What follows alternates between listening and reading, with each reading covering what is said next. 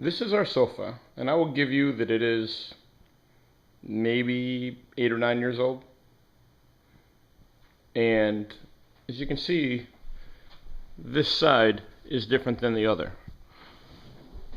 If we pull this up, this side is perfectly flat. There's no problems with this side whatsoever.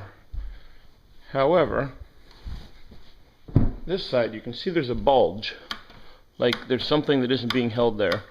And sitting on it, it depresses down as much as it does up. This one is nice and solid. Something in here is broken.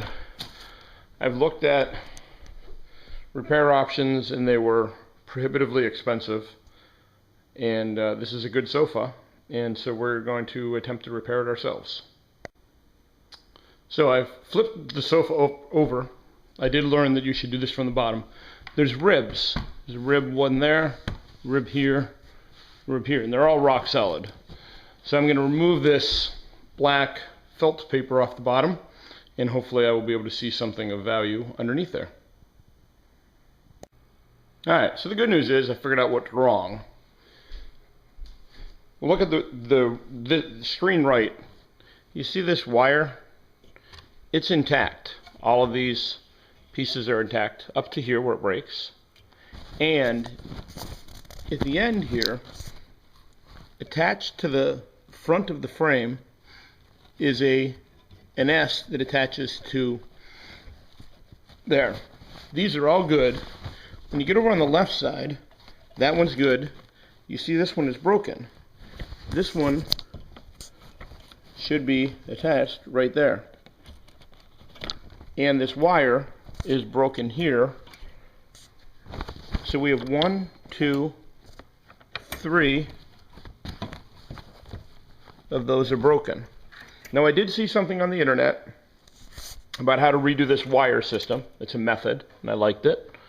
But I'm also would like to know if there's any way I could redo this.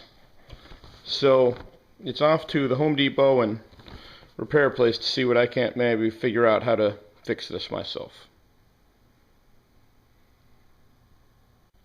Well, I hit the jackpot. I decided to drive to a furniture restoration company in a neighboring town as opposed to Home Depot. And he was kind enough to give me that zigzag spring, the clips for the zigzag spring to the frame. I believe they go like this, and the clips to hook these on to the adjoining springs. He gave me all this and some twine. He explained to me that the horizontal pieces are not really that important. They're not load bearing or anything. They're just meant to keep it sort of stiff, so they don't slide left and right. Anyway, he gave me all that stuff for $10. So now just pray that I can figure out how to actually get all this stuff to the right tension and the right length, and we're going to be golden. Alright, we're ready to give this thing a shot. So these were nailed in. That is the biggest concern I have as to whether those nails will hold. It's not the exact same fastener as the original, and they're actually going to be being pulled out. So I'm hoping that those nails are pretty awesome. These were cut off with a Dremel, and the clips they gave me to tie on were probably acceptable for something, but they weren't really sufficient. So if you look, I ended up tying them for $5 at Home Depot. I purchased rebar tie.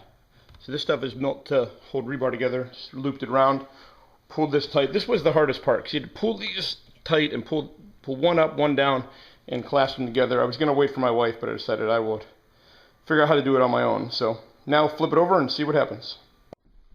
So the last step is simply reattaching this felt, whose sole purpose is just to keep it clear. Last couple of staples. And we're done. I have tested it, and it felt near like new. Whoopsie.